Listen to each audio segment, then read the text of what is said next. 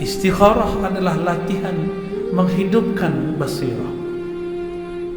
Maka setiap hari beristikharahlah dengan semua urusan kita. InsyaAllah qalbunya akan mempunyai mata batin disebut basirah.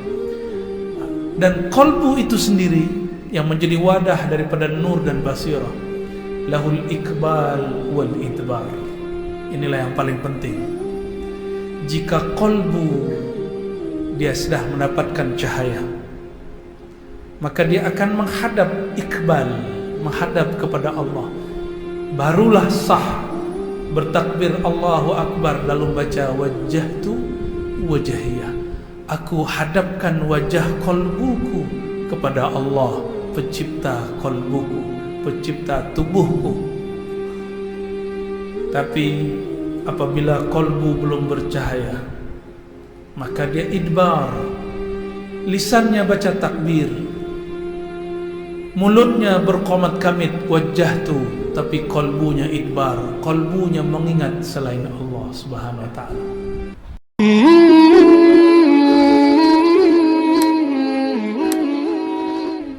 Para tuan guru, para masyayikh, para imam, para asatiz, para habaib yang dimuliakan Allah.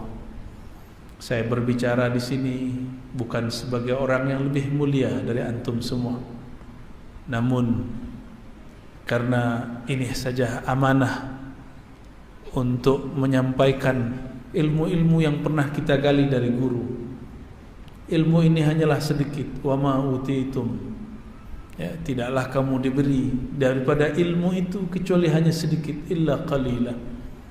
Tapi sedikitnya bagi Allah, besar bagi kita. Besar menurut kita, kecil menurut Allah Subhanahu wa taala. Sesuai dengan yang dikalamkan tadi, maka kami memilihkan daripada kitab Al-Hikam min Ata'illah hikmah yang nomor 55. Sebelumnya mari kita bacakan surah Al-Fatihah untuk baginda Nabi Muhammad sallallahu alaihi wasallam, para sahabat-sahabat, para tabi'in, wa akhassul khusus li sadah sufiyah, wa kadzalik al-imam Al-Arif Billah Ibn Ata'illah As-Sakandari, pengarang kitab Hidam ini, dan semua ulama-ulama Ahlus Sunnah yang mengajar di negeri kita ini, yang berjuang untuk menyebarkan agama ini. Kita kirimkan untuk mereka semua. Al-Fatihah. A'udzu billahi minasyaitonir rajim. Bismillahirrahmanirrahim. Iyyaka na'budu wa iyyaka nasta'in. Shiratal ladzina an'amta 'alaihim ghairil maghdubi 'alaihim waladdallin. Semoga Allah membukakan berkah Al-Fatihah ini kalbu kita yang tertutup, memberi cahayanya jika ada kegelapan di dalamnya. Qala al-anwar matayal qulubi wal asrar. Al-anwar jamak plural daripada nur, cahaya-cahaya. Cahaya-cahaya itu adalah pecahan daripada nur Sayyidina Muhammad sallallahu alaihi wasallam. Karena dalam ilmu ma'rifatun nur Sayyidina Muhammad sallallahu alaihi wasallam, tatkala Allah meniupkan ruh yang suci, yang kemudian ia sebut namanya Ahmad, maka ia berikan dia pakaian bernama Nur Muhammad sallallahu alaihi wasallam. Lalu Allah menataplah kepada sang nur itu. Jika kita ditatap oleh seseorang yang mulia, adakah ia kita cintai atau kita segani? Maka kita berkeringat. Ini analog kiasnya. Maka sang nur pun berkeringat. Keringatnya mengeluarkan cahaya. Cahaya itulah yang disebut pecahan al-anwar. Cahaya-cahaya nur Nabiina Muhammad sallallahu alaihi wasallam. Darinya lah alam semesta tercipta. Darinya lah surga, neraka, arasy, semuanya tercipta. Bahkan dikatakan dalam kitab Sidi Syekh Abdul Qadir Al-Jilani qaddasallahu sirra, yang berjudul Sirrul Asrar, bahwa arasy baru dicipta setelah Allah menciptakan Nur Muhammad sallallahu alaihi wasallam 4000 tahun.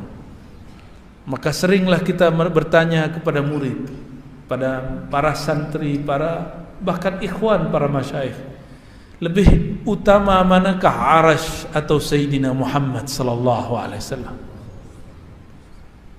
Saya pun mau tanya kepada orang Malaka ini, lebih mulia Nabi Muhammad atau arasy? Arasy? Lebih dahulu Nur Sayyidina Muhammad SAW atau arasy? Arasy itu dicipta dari nur zatnya Sayyidina Muhammad SAW. Maka saya tanya lagi, mana yang lebih mulia?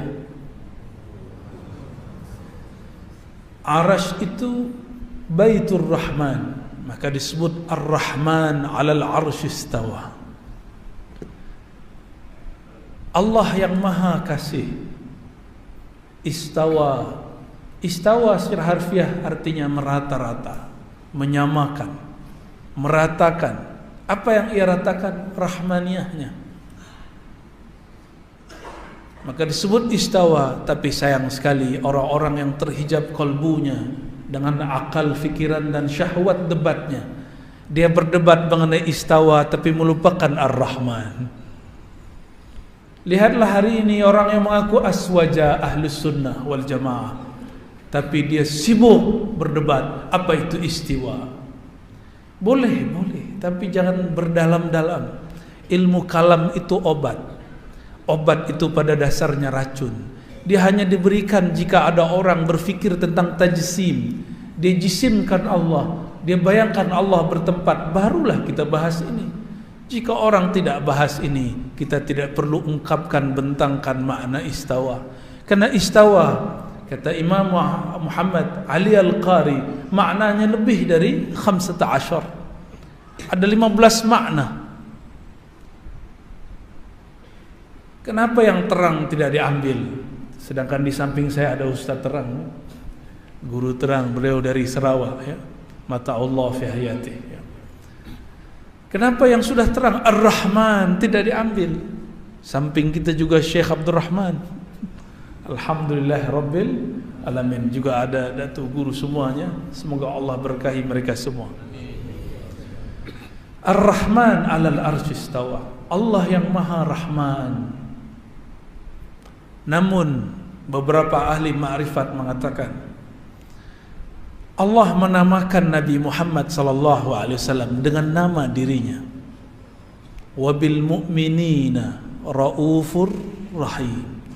Ia terhadap orang beriman sungguhlah rauf, ngasih, sayang.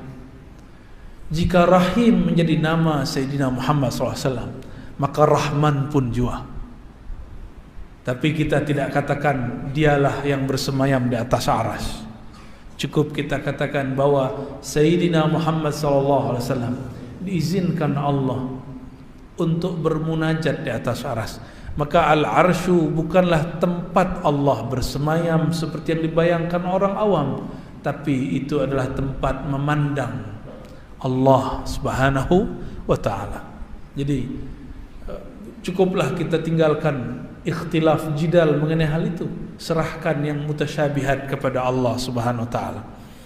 Al-anwar, cahaya-cahaya itu, mataya.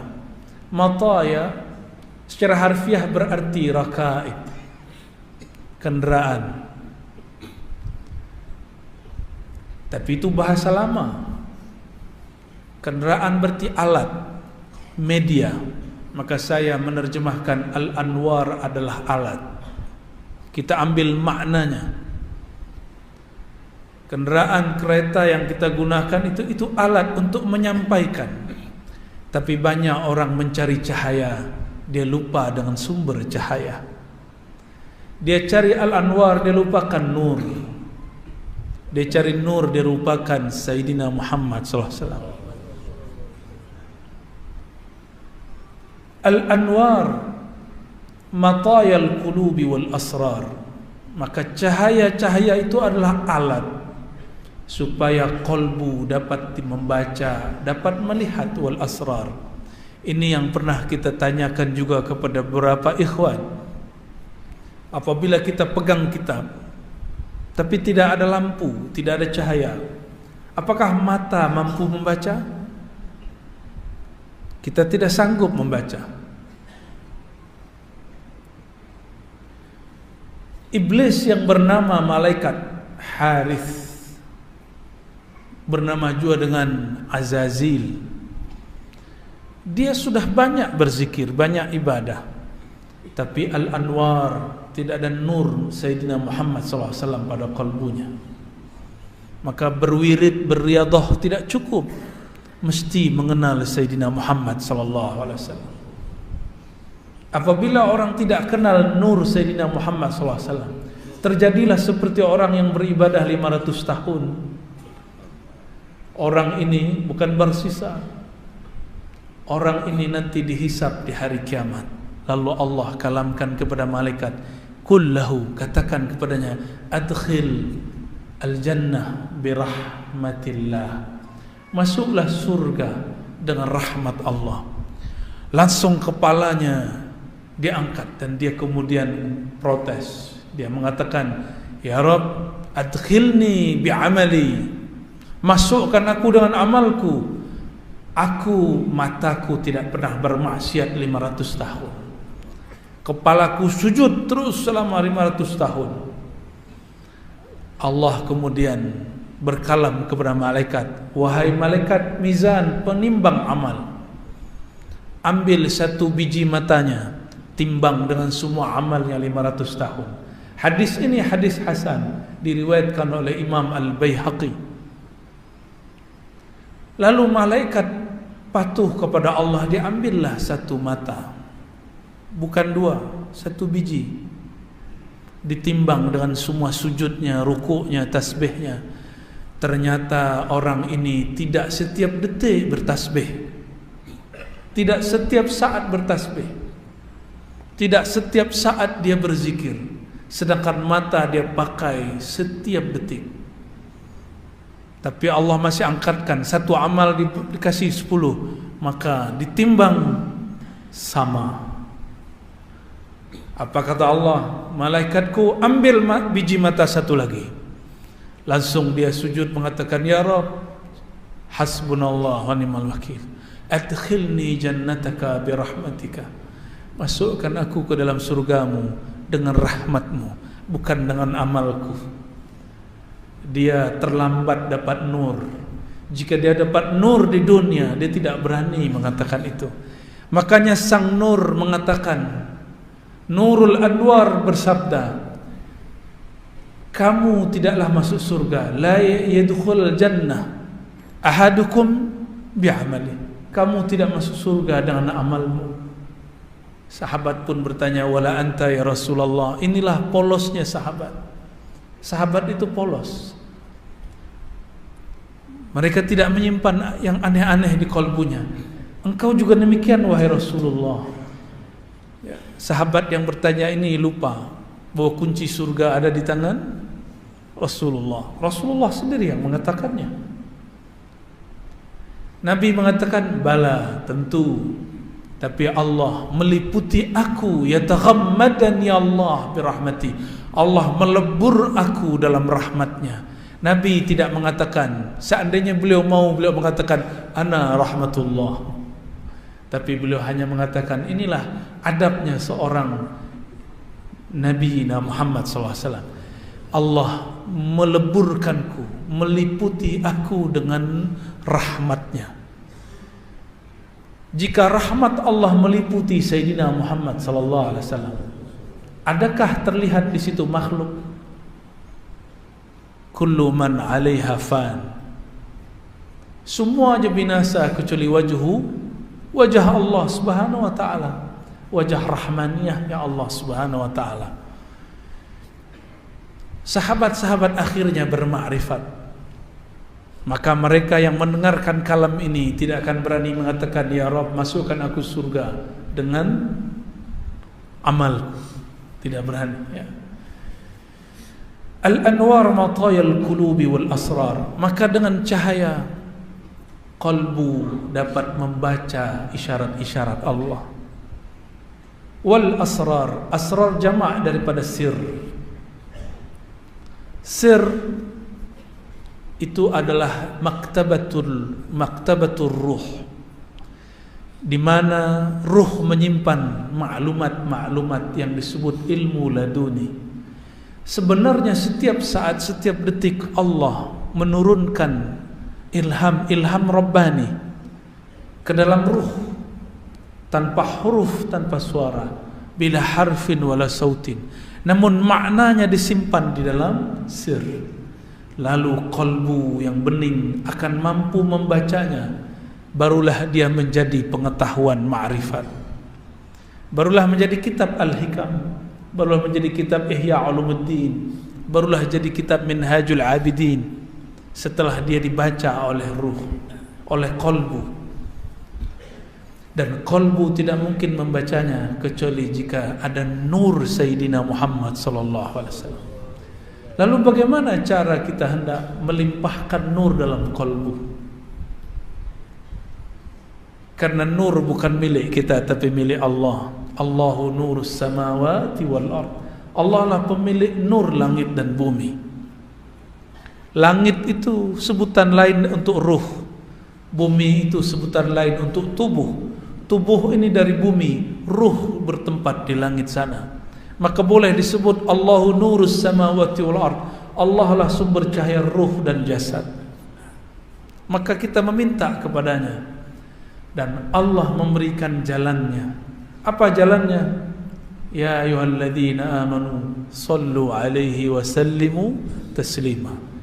Wahai orang beriman, dialah nurku, bersalawatlah kepadanya sekali, maka nurku Muhammad sallallahu alaihi wasallam aku limpahkan kepadamu 10 kali. Man shalla alayya sallallahu alaihi asyara marrat. Siapa yang bersalawat kepadaku sekali, Allah bersalawat dengan nurnya 10 kali. Maka orang-orang yang kalbunya kurang mendapatkan cahaya, perbanyaklah salawat kepada sang cahaya Sayyidina Muhammad sallallahu alaihi wasallam. Allahumma salli wa sallim wa barik alaihi. Lalu pada hikmah berikutnya, an-nuru jundul qalb kama anna zulmata jundun nafs. Cahaya itu adalah tenteranya kalbu, askarnya kalbu. Jadi kalbu tidak cari cahaya, tapi ahli kebatinan mencari cahaya, cahaya yang kita sebut cakra, latifah. Kita tidak menyembah cahaya itu. Umat Sayyidina Muhammad tidak pernah menyembah Sayyidina Muhammad sallallahu alaihi wasallam. Cahaya itu hanya menjadi rakaibuhu, hanya menjadi kendaraan menuju Allah Subhanahu wa taala. An-nur jundul qalb. Maka nur Sayyidina Muhammad SAW itulah tenteranya kalbu. Sebagaimana zulmah, jika nur itu dari jamalnya Allah, maka zulmah daripada jamal apa kawannya? Jamal, jalal. Zulmah, kegelapan adalah tenteranya nafsu, jiwa. Tapi semuanya milik Allah. Apabila ada orang tidak sadar dengan nur, maka Allah celupkan dia di dalam kegelapan. Apabila orang merasa dirinya banyak beramal, lalu dia merasa sok suci, Allah akan takdirkan dia kakinya masuk kepada kegelapan maksiat dan syahwat. Disitulah dia mengatakan, Ya Rabb, hambamu hina. Maka baik nur ataupun zulmah, dua-duanya dari jamal dan jalalnya Allah Subhanahu wa taala. Maka orang-orang yang melihat ahli taat tidak mensucikannya, tidak mengkultuskannya. Jika melihat ahli maksiat, dia itu pun tidak menghinanya. Gimana? Kita menghina orang, ya. Beda parti pun sudah hina orang, ya. Jauh-jauhkan itu.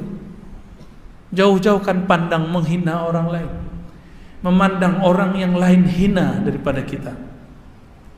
Karena barangkali setelah ini kita hari ini taat, jam ini taat, pukul 6 ini taat, pukul 7 ini taat, tapi nanti pukul 8 kita maksiat. Kita tidak tahu. Dan yang paling berbahaya maksiat yang kita rahasiakan. Maka jika ada orang memuji kita, cukup katakan, ya Rabb, Engkau maha tahu aibku.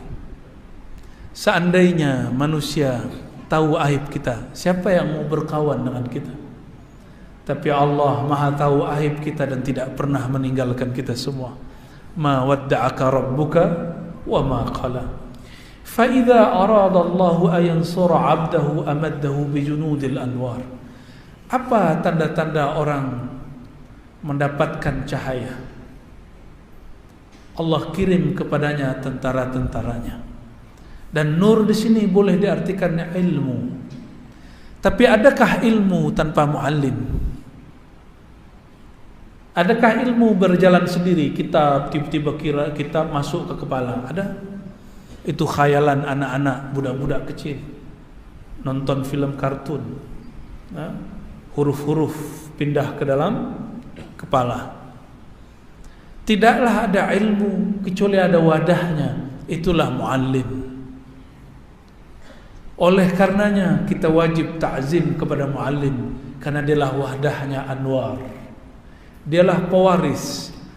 Al-ulama warasatul anbiya. Para ulama itu pewaris para nabi, bukan pewaris para rasul, pewaris para nabi.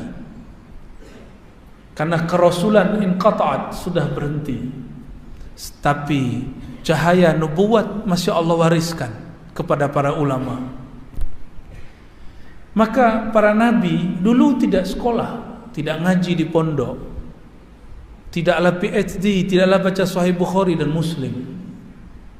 Karena Sahih Bukhari Muslim berasal dari Sayyidina Muhammad SAW yang ummi itu.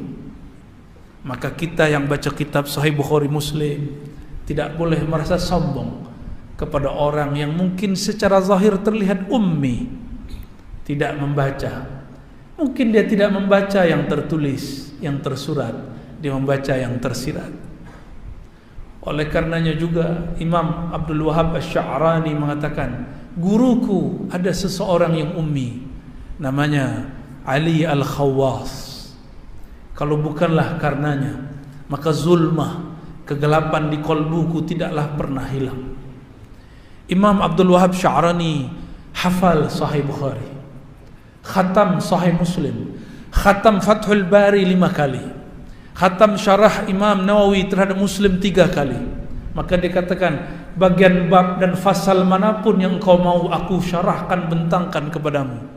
Tapi beliau mengatakan, yang dapat menghancurkan zulmah di kolbuku itu berkah nur yang ada di kolbu Sayyidi Syekh Ali Al-Khawwas, yang la yaqra wa la yaktub, tidak mampu membaca yang tersurat, tapi dia baca apa yang tersirat di dalam kolbuku.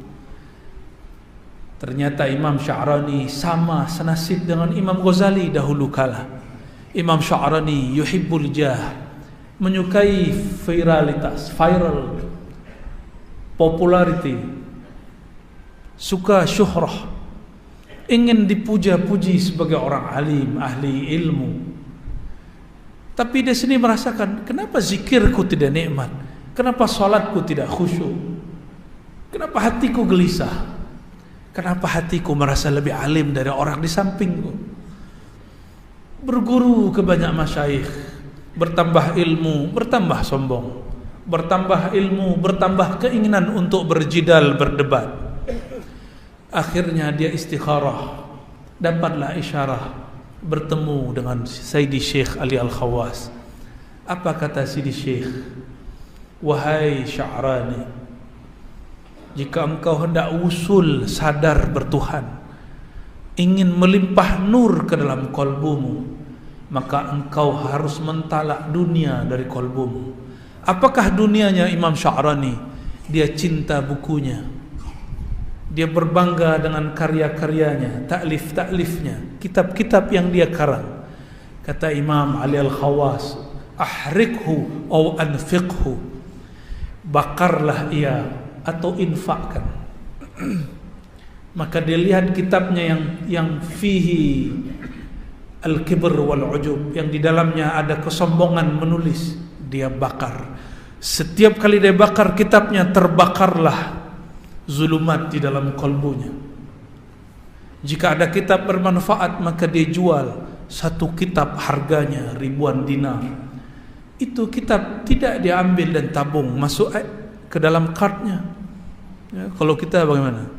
Masuk kart, ya, masuk tabungan. Beliau tidak, dibagi-bagi. Setiap kali dia membagi, maka hubbud dunyanya hilang, pun dia bagi.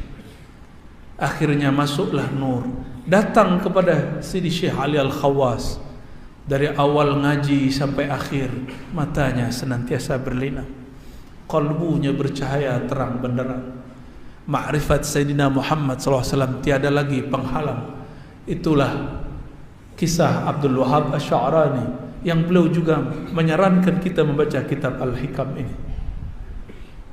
Allah kirim Sayyidi Syekh Ali Al-Khawas. Jadi nur itu isinya ilmu ma'rifatullah. Dia bertahta di kolbu para arif billah.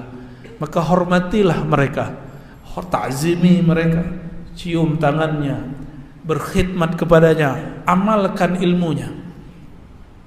Maka cahaya pun melimpah di dalam kolbu. Wa qata' anhu madada zulmi wal aghyar. Allah jika hendak ingin membantu si hamba, maka Allah putus, Allah bakarlah zulumat jiwanya, kegelapan jiwanya. Mulailah dunia terasa hambar. Mulailah 100 ringgit dengan 1 ringgit rasanya sama. Walaupun di mata ini tampak lain, tapi di kolbu mulai terasa sama. Mulailah terasa sama, naik kereta yang mahal dengan kereta yang murah, rasanya pun sama. Insya Allah. Ya. Bagian akhir, ya. An-nuru lahul kasyaf. Cahaya itu berfungsi menyingkap mana yang gelap. Maka tadi saya bertanya, jika kita pegang kitab, pegang mushaf, mampukah baca jika lampunya mati, padam? Kita tidak mampu baca. Maka nur masuk ke dalam kalbu, dia mampu membimbing kita membaca mana yang sudah tersurat. Wal basirah laha al-hukm. Lalu mata ini mata yang zahir, yang melihat namanya basar. Ini namanya ain, yang melihat namanya basar. Namun yang melihat kebenaran namanya basirah. Dia adalah ainul qalb, matanya kalbu.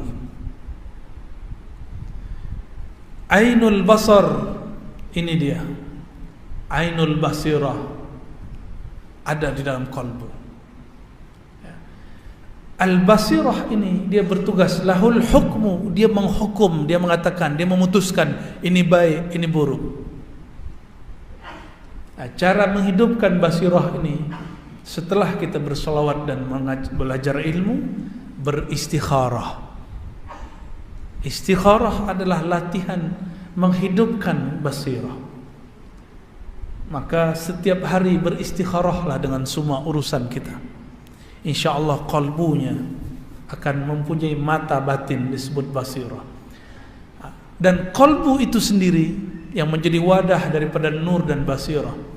Lahul ikbal wal idbar. Inilah yang paling penting. Jika kalbu dia sudah mendapatkan cahaya, maka dia akan menghadap ikbal, menghadap kepada Allah. Barulah sah bertakbir Allahu Akbar, lalu baca wajjahtu wajhiyah. Aku hadapkan wajah kalbuku kepada Allah, pencipta kalbuku, pencipta tubuhku. Tapi apabila kalbu belum bercahaya, maka dia idbar.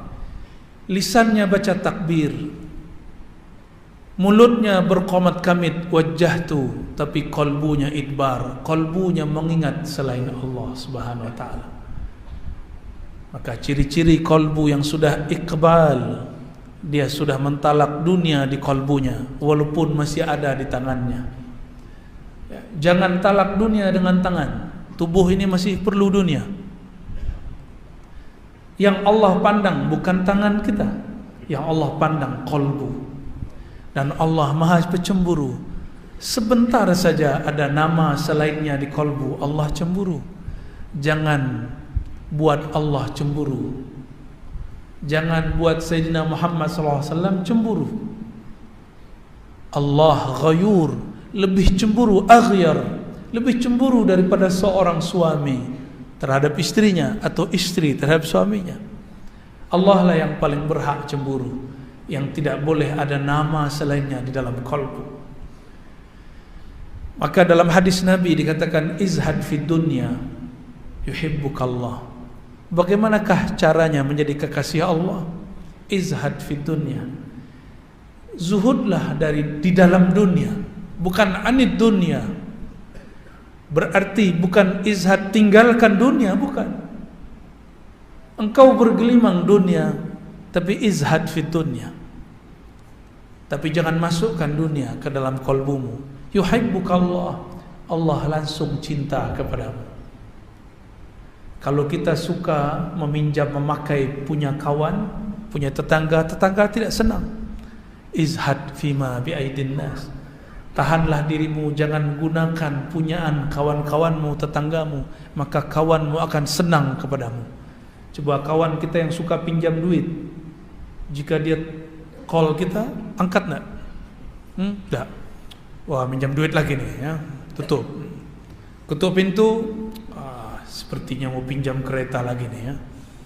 Kita kunci pintu. Begitu juga Allah Subhanahu wa taala. Bapak Ibu, tuan puan, sahabat, saudara-saudari dimuliakan Allah, inilah sedikit mengenai hikam. Ya, masih banyak yang belum kita syarah mengenai hikam. Ya. Semoga Allah Taala melimpahkan nur di dalam kalbu. Bagaimana caranya? Perbanyak salawat. Ya. Tapi sebelum bersalawat, mulai dengan syahadat. Setelah syahadat, bersihkan dulu anggota tubuh dan bersihkan juga kalbu, sehingga nurnya tidak campur aduk dengan cahaya, dengan kegelapan. Kalau nur campur aduk dengan kegelapan, menjadilah pelangi, kalbunya nanti tidak jelas. Bersihkan dulu, istighfarkan dengan istighfar batin ya. Baru setelah itu bersolawat. Maka siapa yang belum mantap, belum kuat azamnya mengambil ilmu dari seorang syekh, perbanyaklah solawat. Karena solawat ala Nabi SAW mursyidun yurshiduhu ila syaikhihi. Nanti solawat dia akan hantar dia kepada mursyid. Maka ciri-ciri orang-orang dapat cahaya, dia cinta solawat. Dan yang kedua, dipertemukan dengan guru yang di kalbunya bertahta nur Sayyidina Muhammad sallallahu alaihi wasallam.